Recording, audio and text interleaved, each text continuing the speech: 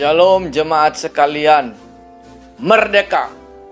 Hari ini adalah hari ke-26 dari masa 31 hari nilai iman yang dihidupi oleh tokoh pahlawan nasional Kristen Indonesia, yaitu Kolonel Sugiono Mangunwiyoto.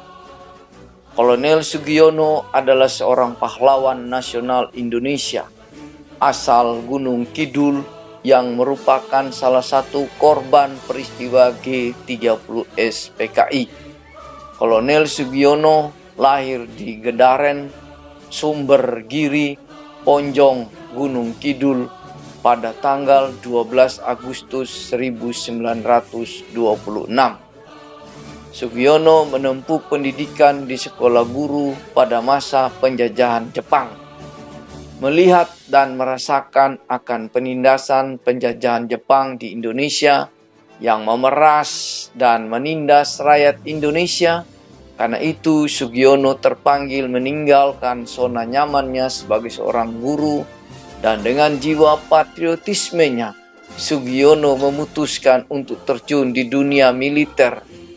Di sini kita dapat belajar dari seorang Sugiono adalah sikapnya yang berani untuk keluar dari zona nyaman dan rela berkorban untuk membela bangsa dan negara. Sugiono sangat loyal pada negara dan pemerintah. Saat ini kita sebagai Laskar Kristus harus siap sedia untuk dipakai Tuhan sebagai pelayan dimanapun Tuhan tempatkan kita. Dalam keluarga, kita memberikan waktu kebersamaan dengan keluarga dan berjuang untuk mencukupkan dan akan kebutuhan keluarga. Dalam pekerjaan, kita memberikan totalitas dan loyal dalam bekerja. Apapun keadaan perusahaan tempat kita bekerja.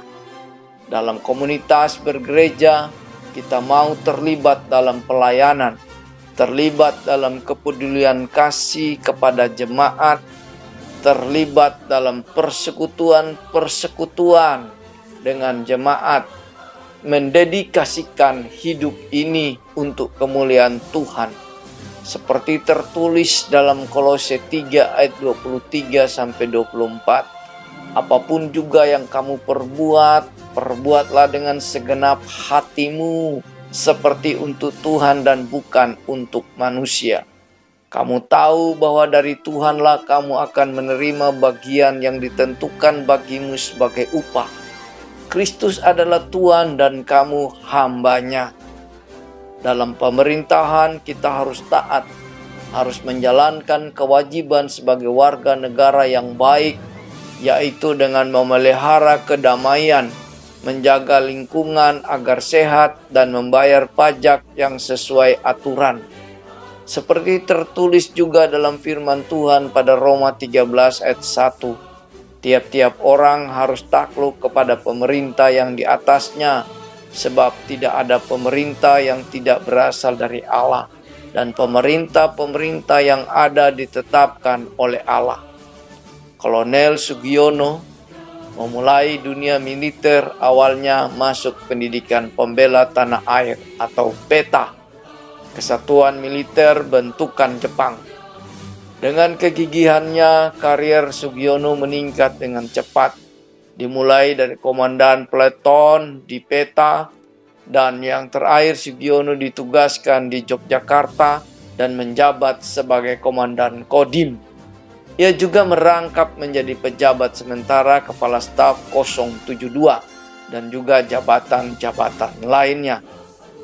Saat situasi Yogyakarta mulai genting, maka pada tanggal 1 Oktober 1965 pukul 04.00 WIB, Sugiono pergi meninggalkan Yogyakarta menuju ke Pekalongan dan singgah di Semarang. Saat di Semarang, Sugiono mendapat kabar bahwa komandannya, Kolonel Katamso, sedang berada di Kentungan, Yogyakarta. Karena kepatuhannya kepada pimpinan dan ingin menyelamatkannya, maka Sugiono pun memutuskan untuk kembali ke Yogyakarta.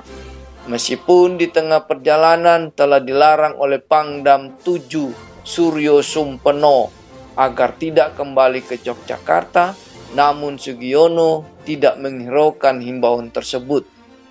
Setibanya di Yogyakarta, Sugiono langsung menuju ke rumah Kolonel Katamso. Saat itulah ia mendengar bahwa Katamso telah diculik.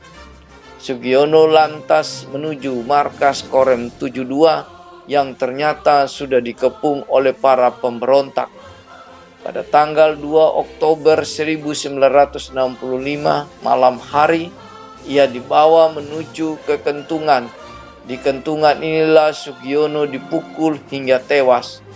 Jasadnya kemudian dimasukkan ke dalam sumur yang sudah disediakan bersama dengan tubuh Katamso. Tubuh Sugiono dan Katamso sendiri baru ditemukan pada 21 Oktober 1965.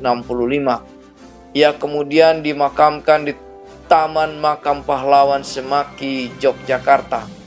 Berdasarkan surat Kepres Republik Indonesia pada 5 Oktober 1965, Sugiono dianugerahi gelar Pahlawan Revolusi. Sekali lagi, Sugiono membuktikan dirinya sebagai seorang tentara Kristen yang berintegritas tinggi. Walaupun sudah diperingatkan untuk membatalkan maksud hatinya untuk menemui komandannya Kolonel Katamso, Sugiono tetap berteguh hati menemui komandannya yang ternyata telah diculik, di mana integritasnya sebagai seorang tentara berakhir dengan tewasnya Sugiono di tangan pemberontak. Sikap teguh hati dan integritas Sugiono mengingatkan kita akan firman Tuhan dalam 2 Timotius 2 ayat 3-4. Ikutlah menderita sebagai seorang prajurit yang baik dari Kristus Yesus. Seorang prajurit yang sedang berjuang tidak memusingkan dirinya dengan soal-soal penghidupannya, supaya dengan demikian ia berkenan kepada komandannya. Sikap rela berkorban, tidak mementingkan diri sendiri, mempunyai integritas yang tinggi yang ditunjukkan Sugiono baik kepada komandan dan tentunya bangsa dan negara. Apalagi kita dalam memenuhi panggilan pelayanan kita kepada Tuhan Yesus Kristus. Biarlah sikap ini menjadi pembelajaran kita sebagai anak Tuhan dalam melakukan panggilan Tuhan, memberitakan Injil dengan damai, melayani Tuhan dengan sepenuh hati, ikhlas, dan ada sukacita penuh. Sugiono memang meninggal di usia muda, yaitu 39 tahun. Tapi teladannya pada kita bahwa bukan berapa panjang kita hidup di dunia ini, tetapi seberapa banyak hal baik dan teladan yang telah kita tunjukkan semasa hidup kita. Biarlah teladan Sugiono yang rela berkorban bisa menginspirasi kita dalam menjalani kehidupan kita semua. Amin. Mari kita berdoa. Tuhan, baru saja kami diingatkan oleh kisah anakmu Sugiono yang memiliki sikap yang teguh, berani membela bangsa dan negara untuk keluar dari zona nyamannya, mau berkorban untuk kepentingan yang lebih besar dan taat pada pimpinan. Biarlah perjalanan kehidupan kami pun mau diisi dengan segala hal yang baik dan bermanfaat, terutama mau berkorban untuk menjadi hamba-Mu yang setia. Ya Bapa, berikan kami hikmat untuk menjalani hari-hari kami sesuai dengan apa yang Tuhan inginkan. Dalam nama Tuhan Yesus, kami berdoa dan mengucap syukur. Amin. Sekali merdeka, tetap merdeka.